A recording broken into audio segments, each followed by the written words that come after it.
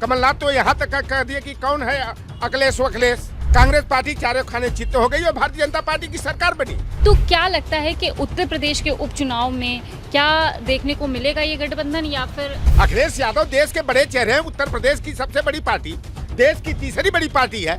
यादव समाज का ध्रुवीकरण कांग्रेस पार्टी के साथ होता, आज ये कांग्रेस की स्थिति आज ये नहीं होती। तो हम लोग निभाते हैं, कांग्रेस पार्टी की तरह दोस्ती को तोड़ने का काम नहीं करते हैं। नमस्कार, मैं हयात अब्बास और आप देख रहे हैं 4 PM news network. Samajwadi party ने उपचुनाव को लेकर जो रणनीति बनाई है, उससे पहले उन्होंने अपने 6 प्रत्याशियों को ऐलान कर दिया है।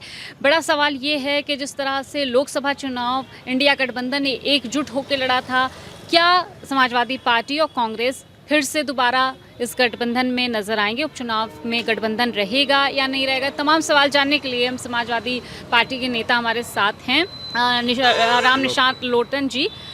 कैसे देख रहे हैं सर उपचुनाव के जो प्रत्याशी घोषित हुए हैं, क्या कहना है और किस रणनीति के साथ इस बार समाजवादी पार्टी मैदान में उतरी है? देखिए, समाजवादी पार्टी जिस तरह लोकसभा चुनाव जो है कि पीडीए फार्मूला के तहत लड़ी थी, अच्छा प्रत्याशियों का अगर पोस्टमार्टम आप करेंगी तो हमारा पीडीए फार्मूला को मद्देनजर जो है कि प्रत्याशिता को आगे बढ़ाया गया है। और जहाँ तक कांग्रेस से गठबंधन का सवाल है, इंडिया गठबंधन बना और अखिलेश यादव जी ने चढ़ बढ़ करके जो है इंडिया गठबंधन को धार देने का काम किया। लेकिन जब मध्य प्रदेश का चुनाव आया, छत्तीसगढ़ और राजस्थान का चुनाव आया, तो ऐसा लग रहा था कि समाजवादी पार्टी का कांग्रेस से गठबंधन होगा।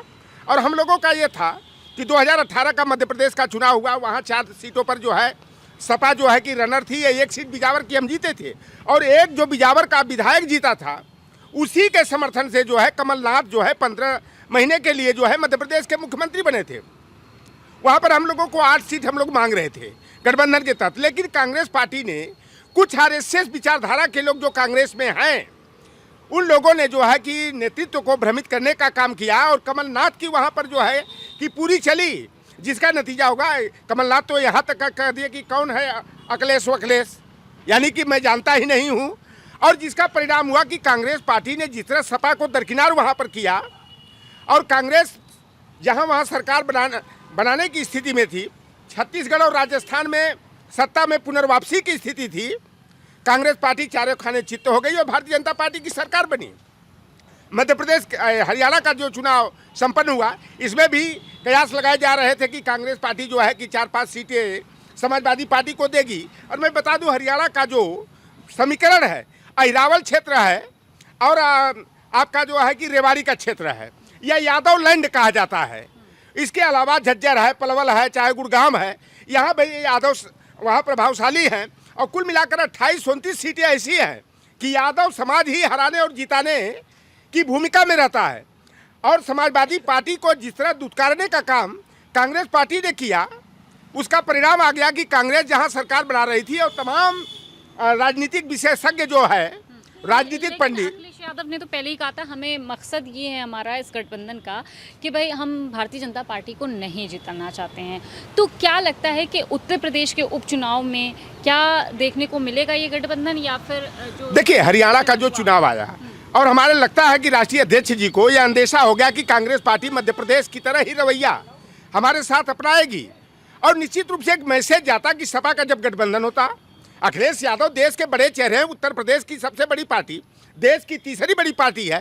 और जब अखिलेश यादव जी और राहुल गांधी जी एक रेवाड़ी में रैली करते, एक अहिरावल क्षेत्र में रैली करते, यादव समाज का ध्रुवीकरण कांग्रेस पार्टी के साथ होता, आज ये कांग्रेस की स्थिति आज ये नहीं होती। कांग्रेस की जो हार का कारण हुआ रहा अति विश्वास, और वहाँ पर हुड्डा जी को जो खुली छूट दे दी गई कि 72 प्रत्याशी उन्होंने अपने गुट के लोगों को खड़ा किया, जिससे अंतर्द्वंद हुआ। और ईवीएम स्कैम भी वहाँ पर बड़े पैमाने पर हुआ है, मतगणना में जो है कि हेराफेरी और गड़बड़ी की गई है। और उत्तर प्रदेश में जो चुनाव है, अभी 6 सीटों पर आज हमारे प्रत्याशी घोषित किए गए हैं पीडीए फार्मूला के तहत। हम लोग जो अगर दोस्ती किसी से करते हैं तो हम लोग निभाते हैं, कांग्रेस पार्टी की तरह दोस्ती को तोड़ने का काम नहीं करते हैं। अभी कांग्रेस की तरफ से जो बयान आया है वो तो कह रहे हैं कि 10 के 10 सीटों पे हमारे प्रत्याशी हम उतारेंगे। देखिए वो भी अपनी पार्टी चला रहे हैं, हम लोग भी अपनी पार्टी चला रहे हैं। क्या ये अलायंस रहेगा या गठबंधन टूटेगा? यह तो कांग्रेस को इसका निर्णय करना है और यह निर्णय न तो अजय राय करेंगे, न तो लोटाराम निषाद करेंगे। निर्णय करेंगे मल्लिकार्जुन खड़गे राहुल गांधी जी कांग्रेस की तरफ से और समाजवादी पार्टी की तरफ से माननीय अखिलेश यादव जी करेंगे। उत्तर प्रदेश में जैसे पहले से भी हम लोग भी कहते थे कि गाजियाबाद की सीट है, खैर की सीट है, कांग्रेस पार्टी को गठबंधन क्योंकि रिश्ता को मधुर बनाने के लिए दे देना चाहिए। और अभी भी हमें विश्वास है कि अभी तो खैर का न घोषित हुआ, न मीरापुर के हुए, न गाजियाबाद के हुए, तो हम लोगों को जहाँ तक आकलन है कि गाजियाबाद की सीट देने का मन बढ़ाया गया है। हो सकता है कि खैर की भी सीट दिया जाएगा क्योंकि मकसद हम लोगों का सरकार इससे तो बनना बिगड़ना है नहीं, भारतीय जनता पार्टी को कैसे हराया जाए उसकी कवायद पर हमको काम करना है। और कांग्रेस पार्टी से रिश्ते को आगे बढ़ाते हुए एक आध दो सीट जो है कि उनको गठबंधन के तहत दिया जाएगा क्योंकि हम लोग रिश्ता निभाना जानते हैं, विश्वासघात करना नहीं, पीठ में छुरा घोंपने का समाजवादियों का चरित्र नहीं होता है। लगातार ईवीएम फिर से एक बार सवालों के घेरे में है।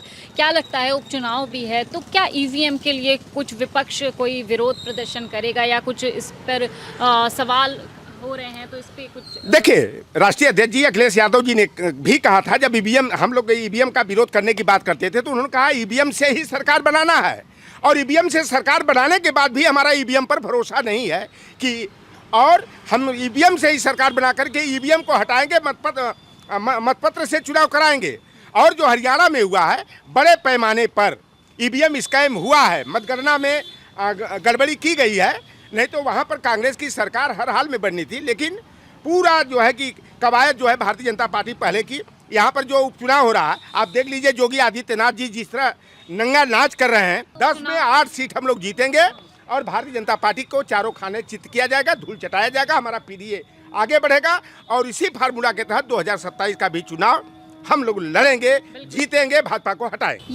ये उपचुनाव 27 तय करेगा, ये लगातार चर्चाएं चल रही हैं। तो किस रणनीति के साथ समाजवादी पार्टी मैदान में उतर रही है, क्या कुछ तैयारियां शुरू हो गई है इसके लिए? देखिए, यह चुनाव सत्ता का चुनाव माना जाता है जो उपचुनाव होता है, लेकिन हम लोग सत्ता से संघर्ष करेंगे और जैसा कि प्रत्याशी हमारे पीडीए फार्मूला के तहत घोषित किए गए हैं, हम लोग पीडीए फार्मूला पर पूरा हम लोगों का विश्वास है।